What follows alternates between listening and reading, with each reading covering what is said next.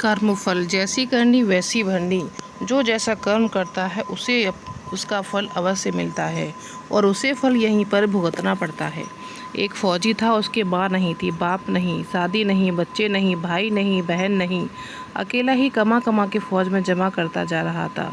तो थोड़े ही दिन में एक सेठ जी को फौज में माल सप्लाई करते थे, उनसे उनका परिचय हो गया और दोस्ती हो गई। सेठ जी ने कहा, जो तुम्हारे पास पैसा है वो उतने पड़ा है तो मुझे दे दो, मैं कारोबार में लगा दूँ तो पैसे से पैसा बढ़ जाएगा, इसलिए तुम दे दो। फौजी ने सेठ जी को पैसा दे दिया। सेठ जी ने कारोबार में लगा दिया। कारोबार उनका चमक गया, खूब कमाई होने लगी, कारोबार बढ़ गया। थोड़े ही दिन में लड़ाई हो लग गई और वह युद्ध में चला गया। युद्ध लड़ते लड़ते दुश्मनों ने वार किया और फौजी वहीं मर गया। अब सेठ जी को मालूम हुआ कि फौजी मर गया तो सेठ जी बहुत खुश हुए। उसका कोई वारिस तो नहीं है, नहीं, अब यह पैसा देना किसको। अब मेरे पास पैसा भी हो गया और मेरा कारोबार भी चमक गया, लेने वाला भी नहीं रहा। तो अब सेठ जी बहुत खुश हो गए कि भगवान की बड़ी दया है, खूब पैसा भी हो गया, कारोबार भी हो गया, लड़का भी हो गया, लेने वाला भी मर गया। सेठ जी बहुत खुश। वह लड़का होशियार था, पढ़ने में समझदार था। सेठ जी ने उसे पढ़ाया लिखाया। जब वह बड़ा हो गया तब उसकी शादी भी कर दी। शादी करते ही घर में आ गई बहू रानी, दुल्हन आ गई। उसने सोचा चलो बच्चे की शादी हो गई, अब कारोबार संभालेगा। लेकिन कुछ ही दिन के बाद बच्चे की तबीयत खराब हो गई। अब सेठ जी डॉक्टर के पास, हकीम के पास, वैद्य के पास दौड़ रहे थे। वैद्य जी जो दे रहे थे, दवा खिला रहे थे, दवा असर नहीं कर रही थी। बीमारी बढ़ती ही जा रही थी। पैसा बर्बाद हो रहा था और बीमारी बढ़ती ही जा रही थी। रोग कट नहीं रहा था, पैसा खूब लग रहा था।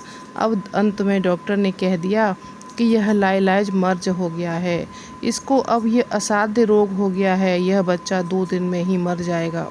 डॉक्टर के जवाब देने पर सेठ जी निराश होकर लौट रहे थे और रो रहे थे।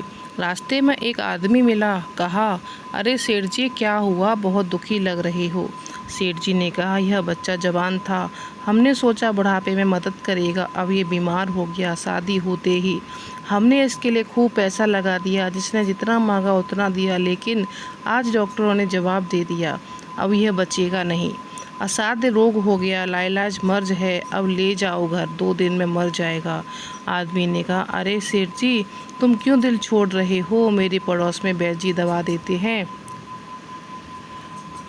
2 आने की पुड़िया खाकर मुर्दा भी उठकर खड़ा हो जाता है, जल्दी से तुम वैद्य जी की दवा ले आओ। सेठ जी दौड़ कर गए, 2 आने की पुड़िया ले आए और पैसा दे दिया। पुड़िया ले आए, बच्चे को खिलाई, बच्चा पुड़िया खाते ही मर गया। बच्चा मर गया। अब सेठ जी रो रहे थे, सेठानी भी रो रही थी, घर में बहू रानी, पूरा गांव रो रहा था। गांव में शोर मच गया, बहू रानी सेठ की कमर जवानी में टूट गई। सब लोग रो रहे हैं। तब तक एक महात्मा भी आ गए। उन्होंने कहा, भाई क्यों रोना धोना। लोग बोले, इस सेठ का एक ही जवान लड़का था, वह भी मर गया, इसलिए सब लोग रो रहे हैं, सब दुखी हो रहे हैं।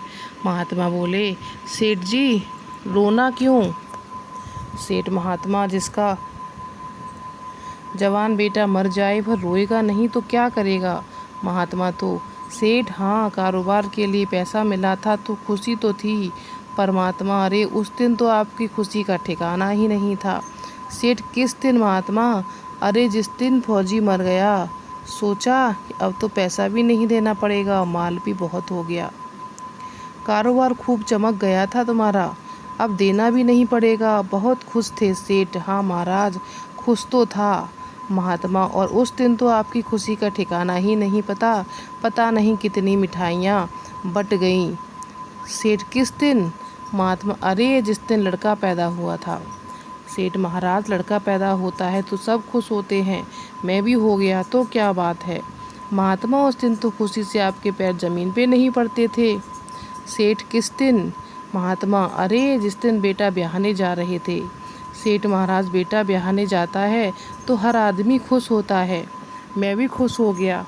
महात्मा, तो जब इतनी बार खुश हो गए तो जरा सी बात के लिए रो क्यों रहे हो। सेठ, महाराज एक जरा सी बात है, जवान बेटा मर गया, यह जरा सी बात है, महात्मा, अरे सेठ जी, वही फौजी पैसा लेने के लिए बेटा बनकर आ गया। पढ़ने में, लिखने में, खाने में, पहनने में और शौक में, श्रृंगार में जितना लगाना था लगाया। शादी ब्याह में सब लग गया और ब्याज दर ब्याज लगाकर डॉक्टरों को भी दिलवा दिया। अब जब 2 आने के पैसे बच गए, वह भी वैद्य जी को दिलवा दिए और पुड़िया खाकर चल दिया। अब कर्मों का लेना देना पूरा हुआ। सेठ जी ने कहा, हमारे साथ तो कर्मों का लेन देन था, चलो हमारे साथ जो हुआ सो हुआ, लेकिन वह जवान बहुरानी घर में रो रही है। जवानी में उसको धोखा देकर विधवा बनाकर चला गया। उसका क्या जुर्म था? उसके साथ ऐसा गुनाह किया? महात्मा बोले, यह वह घोड़ी है जिसने जवानी में उसको धोखा दिया। इसने भी जवानी में उसको धोखा दे दिया। वेद शास्त्र पुराणों के साथ साथ साधु संतों का कहना भी यह संसार कर्मों का लेखा जोखा है। इसमें जो जीव चैतन्य है वह समझदारी से भवसागर से पार हो जाता है और जो समझदारी नहीं दिखाता वो यहीं पर डूब जाता है। तो कैसी लगी आपको आज की स्टोरी? कमेंट बॉक्स में बताइएगा। पसंद आई हो तो प्लीज़ हमारे चैनल को लाइक शेयर सब्सक्राइब करिएगा। धन्यवाद।